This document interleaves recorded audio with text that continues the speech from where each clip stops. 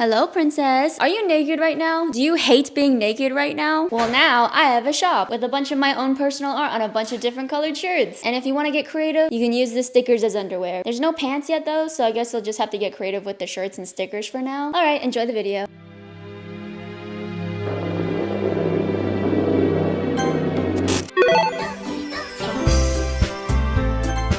Heyo, someone messaged me a while back that they found R34 of my art Sona, which led me to Reddit. They actually made a couple drawings that they uploaded to multiple subreddits, and besides r/xenogenders, I think those are the only positive things about me on Reddit, which makes me never want to leave my echo chamber on YouTube. I was mostly shocked and fairly humored by what I'd found, but I won't lie and say I wasn't put off because it was really ugly. I don't know if it was a revenge scenario because they must hate me if they purposely drew me with even the guidelines that I gave them, because it was also traced from my old art, which just feels like another slap in the face. In all seriousness, I did actually have some mixed feelings about the general idea of this, because I know that they're not actually making R34 of me, they're making it of my not real cartoon character, but it also shares the same name as me, it shares similar features, it wears similar clothes as me, and I specifically designed this avatar to represent me anytime I do anything 2D. So at what point are these people just J-O-ing to me? How much psychological distance is there from me as a person versus me as my character? I was having this discussion with someone and they sent me this video by Just a Robot titled, "Should we drop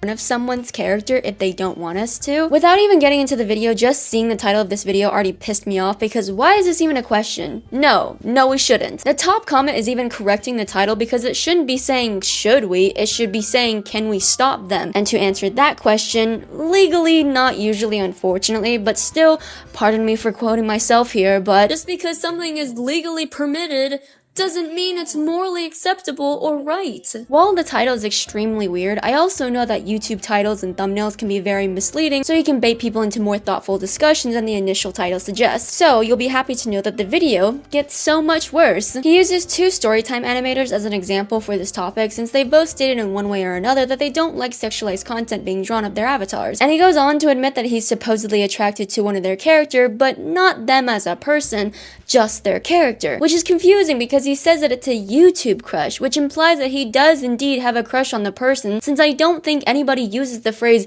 YouTube crush when referring to a cartoon character. I got a YouTube crush on Millie's sister from Head of a Bosch. Ugh. The video itself mostly argues that people will sexualize fictional characters no matter what, so there's no point in having moral debates about it because it's just a first world problem. But the stance of it's gonna happen regardless of how many times you say no, so you might as well just let it happen, is pretty problematic, since I feel like it can lead to absolving people of responsibility for their conscious choices. Many of the artists who choose to sexualize content creators' personas are very clearly not beginner artists, which would suggest that their brains are developed enough to understand that what they're drawing goes against the explicit consent of the creator who the character represents. Like near the end, he suggests that creators should just make their avatars less attractive to avoid being sexualized, but that's pretty tone deaf considering the fact that he admits to being attracted to a glorified stick figure with long hair and a lump in the chest to imply breasts. The only attractive trait about that avatar is probably the fact that it kind of looks like a woman. But I also feel like I should mention that in the middle of the video, he says, "Also, just a side note, if anyone wants to drop of my character, go right ahead." He doesn't care if people draw R34 of his character, but he also implies that he's into R34 of other creators, so I have a sneaky suspicion that he's just using his own personal comfort level as the standard for how everyone should feel about it, especially since his avatar that he doesn't even look like, nor drew himself, represents the maximum possible psychological distance that you could have from a character that's yours. It feels like he's using his own lack of personal investment in his avatar to justify dismissing other creators' explicitly stated discomfort. It's like when Europeans call Americans dramatic when our reaction to getting pickpocketed is to get violent and angry. The fact that you personally don't mind something doesn't invalidate other people's very reasonable boundaries about their own work. For instance, for as bitter as I sound, I wholeheartedly don't care if people sexualize my art Sona. Like the ones who didn't use AI, didn't trace my art, and didn't include my pets. This singular adult drawing that I've seen that didn't hit those strikes actually looked very good and I was very impressed. And it seemed like other people liked it too. But my indifference isn't because I'm just chill like that and other creators are just blowing up nothing to be something. It's that I personally created a psychological distance between myself and the avatar that I use. I see it as a 2D representation of how I want to be perceived, not as actually me. That distance is why it doesn't bother me if people sexualize it, and I'm very consciously aware of why I feel this way about my own avatar, so I don't project that onto other creators. Just because I've created psychological distance doesn't mean every creator has or should have that same relationship with their work. For example, VTuber VTubers who are usually anonymous online are typically not furry anime girls in real life, so you would assume that it creates the most psychological distance from digital to reality. But that distance is still individualized, like how some VTubers are completely fine with sexualized comments or content of their avatar, and sometimes even create a VTuber to be sexualized because they view it as a separate character they're performing as, while others become genuinely hostile when their chat makes sexual comments even as jokes, because despite being anonymous, they still feel personally connected to that avatar as their creative identity and public persona. It's a very weird place for VTubers specifically, since feminine VTubers often get sexualized by default, like through their own fan expectations, platform culture, or even their own avatar design choices, which makes them have to actively push back against sexualization that's often assumed to be welcome. Blanket assumptions usually don't work when it comes to what you think certain people will tolerate, which is why even jokes or satirical sexualization still gets to people sometimes. I do think that satirical sexual content or parody content still sits in a different category than straight harassment, or at least on a different level of just straight up adult sexual material, since satire often serves a different purpose. But even with that distance from reality, I still think that creators are allowed to ask people to stop just because of how sensitive the mention of sexuality can be for some people. What might seem like harmless joking to one person can genuinely feel violating to another. Unless it's a politician, violate their boundaries all you like, because it's not like they're gonna respect ours. But I don't think that regular content creators should have to tolerate sexualization of their avatars, even if it's framed as a joke, just because I believe that consent should trump everything else when it comes to people you want to respect. I understand that it's weird to go up to creators to ask if you're allowed to lewd their characters, but honestly, if you think it's too weird to ask, maybe you shouldn't do it. Because I personally think that between asking to lewd someone or just outright making R34 of someone, one of them is a lot weirder than the other. But the weirder one happens a lot more often than the other. But even if I think it's weird, people find enough confidence to do it without asking because they're too shy, lol, to ask for permission. So even if you don't ask and you do end up doing it, the absolute line that should be drawn is if the creator of the character who represents them or even someone they know says not to do that for whatever reason they have, because they should be allowed to have that choice. I think it's wrong to say that those creators just have to suck it up just because, well, the character isn't real, because the character is still connected to someone. I know that might be a slippery slope into, well, all creators are connected to their artists. Yeah, they are. So I also believe that when creators state that they don't want their characters to have sexualized fan art, those creators should have a choice too. Already established adult cartoon characters like in shows, comics, or movies who aren't connected to any people have a lot more psychological distance than online avatars representing real people, since those characters don't widely remind people of someone specific from reality. Maybe those characters look like someone from the viewer's personal life, but it's usually never purposeful, so I personally believe that people are usually fine to sexualize them, but the context changes if the creator makes a public statement asking for no sexualization. I know that people will say, oh, it's just harmless fandom fun, but that reasoning isn't really rooted in reality, because if you're fully and consciously aware of the creator's wishes, not only does it disrespect the person who gave you that character in the first place, it actively harms the fandom and even sometimes the media as well. Around a year ago, there was some drama involving Hanza, the creator of a very successful webtoon original titled The Guy Upstairs, which is a thriller mystery series about a woman, Roxy, who suspects their upstairs neighbor, Adam, is a serial killer. A portion of Hanza's fanbase began shipping Roxy, who's the potential victim,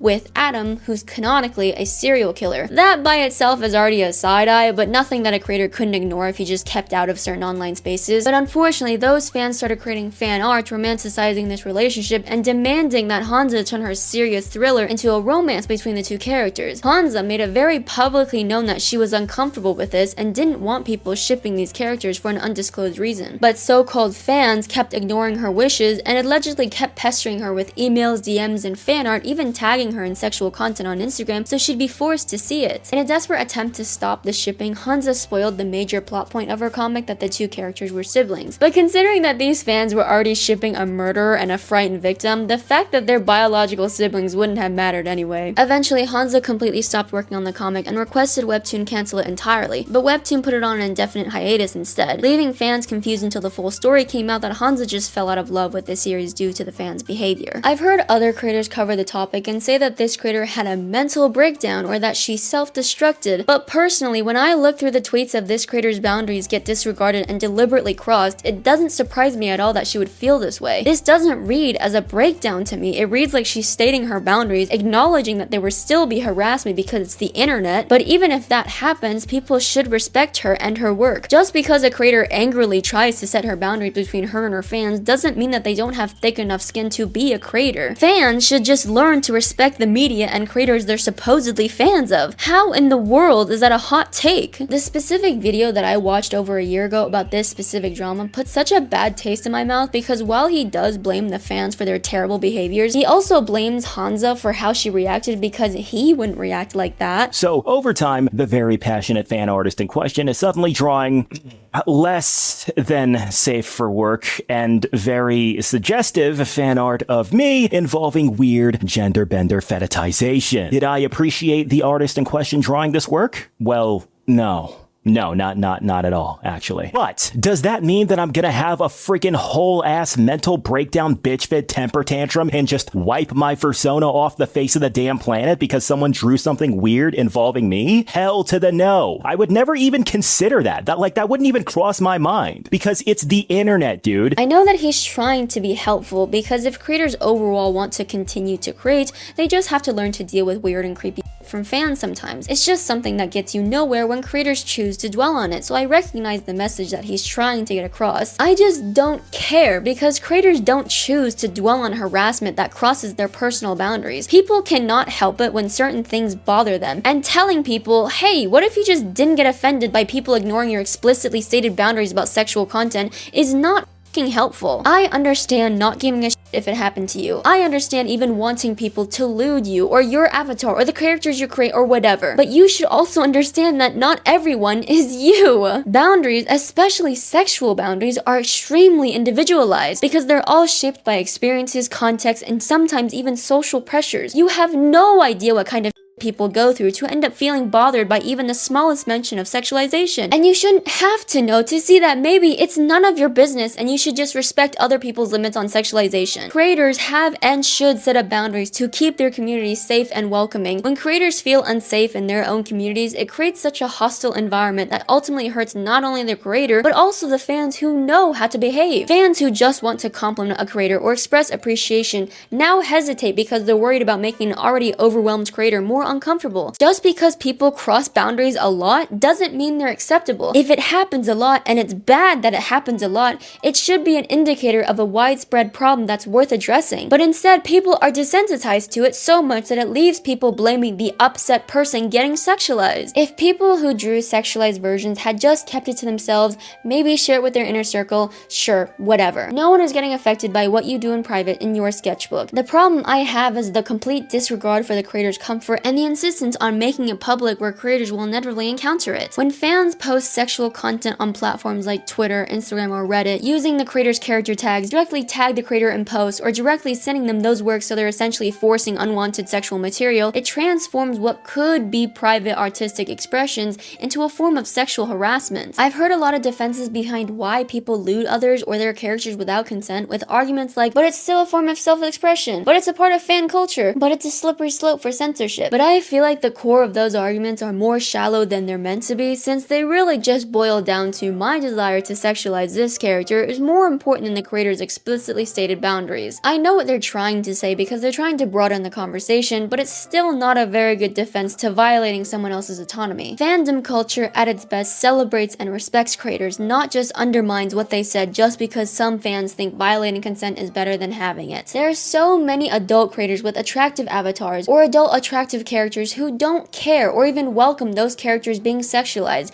and there won't ever be a shortage, so I find it frustrating that people go out of their way to draw the characters who should be off limits. Fan art is typically harder to do since they have a lot of defining features that sometimes you have to trace certain features of that character like the hair or eyes just to make the character resemble what you're drawing, so people purposefully choose to put in that extra effort specifically to create content that violates the creator's stated boundaries. It leads me to believe that the people who use the excuse of it's just self-expression, stop censoring me, it's public domain, don't really care about just finding an attractive character to draw, since it just seems like it's about the specific appeal of sexualizing someone who shouldn't be sexualized. Even if there were a shortage of characters allowing the sexualization of their avatars or characters, if you're creative enough to hand draw a beautiful hyper-realistic boob shine, you're creative enough to think of a new character to create specifically designed to goon to. The skill required to create high-quality sexual art could very easily be redirected towards original characters that don't carry the baggage of real people's boundaries. Wouldn't that also actually be more creatively fulfilling, since you'd be building something entirely your own rather than appropriating someone else's work against their wishes? I know it can get a little complicated when it comes to huge fandoms, since sometimes creators won't comment on it at all, and suddenly make a comment on it that a big part of the fandom won't see, or sometimes creators will joke about it or be okay with it at first because every creator is very aware of internet rules, but then will later retract that statement and publicly condemn it, or they'll set up untraditional boundaries that get really confusing when it's spread across a big group of people, especially since not every single person in a fandom keeps updated with every character's words and actions. But if you're going to directly involve the creator, like sending them things like that,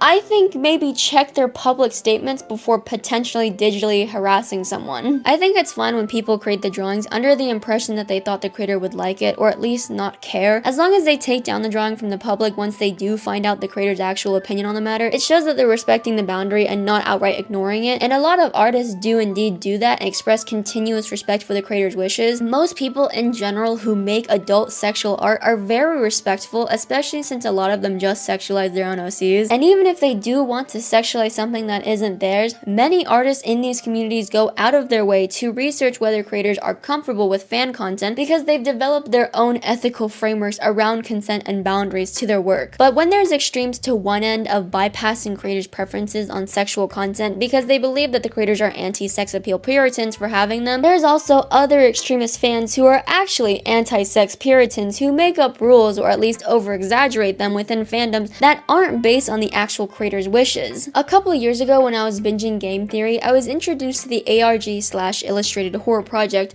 Welcome Home by an artist who went by Clown or Party Coffin. In the game theory video, he mentioned that Clown was going through a controversy and MatPat was reminding his audience to be respectful of the creators by being kind, to not overstep, and to just be patient for when Clown does want to post again. I didn't really pay much attention to it at the time, but around a year later, I found that the beginning of the controversy started when the fandom first blew up, and when fandoms blow up, they tend to get a lot of not safe for work fan art popping up. Before mid-2023, Clown had asked for some limits around reusing old art and asked fans not to directly send NSFW to them or post it under the main tags, especially since the fandom had a lot of minors. But after mid-2023, Clown posted an update acknowledging the adult content being made and again asked people to not post it under the main Welcome Home tags, but then also encouraged separating adult content into a different tag so younger or unwilling viewers wouldn't be exposed. Since it seemed so sudden, people speculated that Clown was being coerced into implementing a separate tag by either his team or certain fans, so a lot of fans were very confused by the update. So as the knights in shining armor as they were, some of those fans took it upon themselves to aggressively moderate the adult content that continued to come out of the fandom by harassing these artists even when they were adhering to Clown's guidelines. I think it should be said that as much as I want fandoms to respect creators' strict boundaries when it comes to them not wanting adult content being made of their characters, I also want fandoms to respect creators' open boundaries when it comes to them wanting or allowing adult content being made of their characters. When creators explicitly welcome R34 content of their adult and consenting characters, but then get shamed or harassed or called degenerate for having those boundaries, it just creates the same toxic dynamic just from a different direction, which pressures creators to be more restrictive than they're comfortable with and punishes them for having healthy, open attitudes about sexuality and their own work. In the case of Clown and Welcome Home, it makes sense why people were so defensive of Clown's supposed boundaries initially, because I believe that they genuinely cared about protecting a creator they respected. But when fans started harassing other artists who were actually following Clown's updated guidelines by properly tagging and separating adult content, those fans were also disregarding his very clearly stated boundaries. So instead of supporting Clown's autonomy to set his own rules for his fandom, they decided his guidelines weren't strict enough and took it upon themselves to enforce rules that he never asked for. I don't want to push every creator to one extreme or create a culture where every single sexual fan content is seen as inherently wrong or problematic. I'm not trying to shame sexuality or artistic expression because I want to just normalize the basic concept of consent in creative spaces. The goal isn't to just eliminate R34 or make fandoms more Puritan. It's to create a safe environment where creators can openly communicate their comfort levels without being attacked for those boundaries, whether they're permissive or restrictive. I believe that individual creators should be allowed to set their own individualized boundaries, whatever those may be, and have them be respected without facing facing harassment from either side of the debate. The problem isn't the content itself, like I barely care about the content when it's two consenting adults. It's just the complete disregard for the person behind the character when they've made their preferences clear. In a lot of fandom spaces, people continuously debate on whether it's ethical or unethical to sexualize certain things, and as much as I like that topic, I think people get so caught up on their own boundaries and morality that they just tend to forget that creators have their own too. I get why people tend to forget about the creator, especially since the biggest excuse with sexualizing characters that aren't meant to be sexualized is that those characters are in the public domain, meaning that fans think that they're entitled to do whatever they want with the characters. But as much as creators owe that success to their fans, that success doesn't mean anything if they're constantly harassed and uncomfortable by what their fans do. But I don't know, that's just me.